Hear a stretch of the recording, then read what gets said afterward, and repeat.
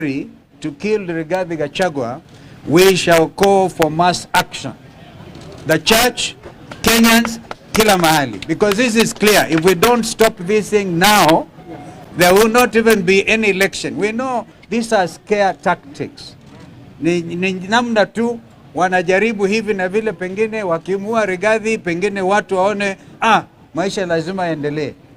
We said it and we repeat, if you touch any national leader and assassinate any national leader a few months to the next general election, this country will never be the same again. But we love this country. Kenya, we reminded the police service, is a constitutional democracy. The role of the Kenyan police is to be impartial, not to take instructions from William Ruto. The letters we have dispatched are addressed to even William Ruto himself as a chair of the National Security Council. We think he should, if he was to take his responsibility seriously, would even convene a National Security Council meeting. The IG is the first respondent. We have put the others there. Hiyo list mutapatiwa kwa media. And we are saying this matter. Kenya is not any other country anywhere in the world. Kenya will never be allowed to be Haiti. We have said if the police are working hand in hand with goons, there will be no difference as far as Kenyans are concerned. Therefore, the culture of goonism must end. Tulisema ati wataka tuwapatie itinerary yetu kama official opposition. I mean not united opposition. Tukasema inawezekanaje? Tuwapatie itinerary yetu. Ndio sasa nyinyi mjue Rigathi atakuwa pale, Martha atakuwa pale, Eugene atakuwa pale, Muturi atakuwa pale, ndio mpange vile mtaoa leaders. Tunasema hiyo hatuwezi. Lakini finally tukasema wao watupatie a liaison officer ambaye ako operations director, I think Mr. Opio, kwamba tukimpatia hiyo itinerary yetu na mmoja wetu aumizwe, basi tutajua ni wao wametupangia. Kwa sasa tuambia tunaenda wakulima market, tukitaka tutaenda Mavoko, at least we know the time dimension, they can't organize anything much. So we are afraid of our own police officers who should be protecting every Kenyan, not just leaders, but every Kenyan under the Constitution is entitled to security, to protection against kuharibiwa mali yao na vitu kama hivyo. So we had actually a very good meeting. And I think from today, kama anajua, we said we shall escalate this matter to the international community, all the human rights organizations, the UN itself. Wajue that indications in Kenya now are that we do not have a police service. We have a country under goonism. I think that it was my brother Rigiji who said, kumbe mulipeleka watu wetu Haiti, mukafanye benchmarking on how to hand over the country to goons. So, well, we all know, on the 25th of June last year, goons here, walikuwa wanapatiwa nafasi, they were literally escorted by the police. But now the police have even taken over the work of the goons. This is a state of security in our country. And yet, the region requires that we remain vigilant as Kenyans.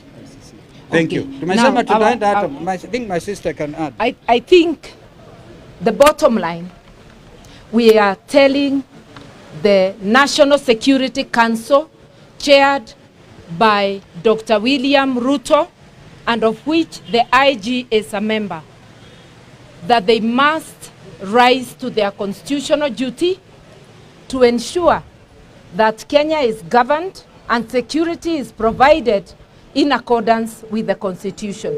We want the National Police Service to get out of goonism, to get out of dirty political work, to go back to their mandate, utumishi kwa wote, to provide security to everybody irrespective of their political affiliation. We want demonstrable action within the next 2 weeks so that when we come back on the 16th, if there is nothing to demonstrate that we are back to the rule of law, to obeying the Constitution, then as Kenyans, we know we are on our own and we can take the next step. We are also telling them, get out of electoral matters. Whenever there is elections, like there was a by-election, let the police do their work of security, not partisan political stance or assisting one political party to get their bit. I do not think we need to go on. Today, we came mainly because of the persistent, coordinated, targeted attacks on the second Deputy President of the Republic of Kenya, His Excellency Rigathigachagua. Let him say what he said inside there. Thank you.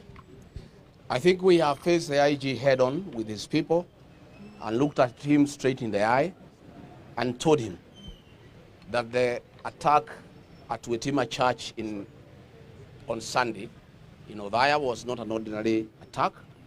It was an assassination attempt targeted towards Rigathigachagua, sanctioned by William Ruto, planned by Kipchumba Murkomen and Eliud Langat, and a special squad of police officers called Nairobi Sierra of 12 officers was dispatched to eliminate us in charge. We have told the IG that before we come back on the 16th, those members of that unit need to be arrested and disarmed and taken to court, and he must give that assurance. And we have said that if this situation continues after 16th, hatutakuwa na lingine la kufanya ni kuitisha maandamano katika Jamhuri ya Kenya until Kipchumba Murkomen is removed from office, IG Kaja is removed from office, and the two DIGs are removed from office, and the National Police Service can be put back into order. 2 vehicles were sent from Nairobi by the regional police commander, one from Buruburu Police Station, another one from Makadara Police Station.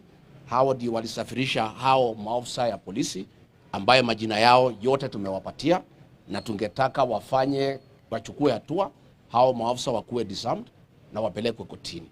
Na tutarudi, na kama haitawezekana basi tutauliza Wakenya wajitokeze until things are restored. In the meantime, we have resumed our political activities.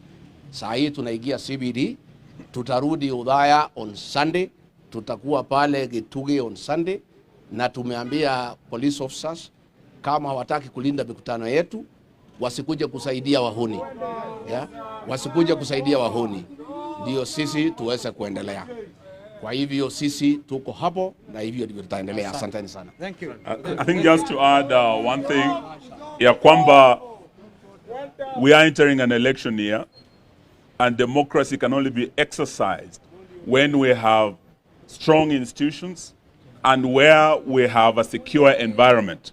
Yesterday with IEBC, we raised issues of concern from the opposition, and tomorrow we are expecting that what we have gathered here from the police, action will be taken, both by the police to ensure there is security, IEBC to ensure that there are proper preparations for the next general elections. Violence has become an existential threat to our democracy, and we have seen it in Chwele, we saw it in Malava, we saw it in Othaya last week, we saw it in Gilgil, and we are saying enough is enough. Thank you.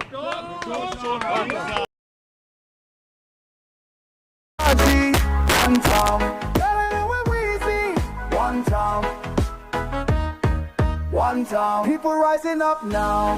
One town, can't ignore our voices. One town, justice must prevail now. One town, one town.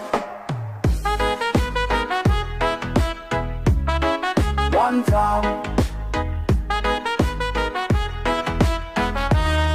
one town. Harambe, tunapiga kelele.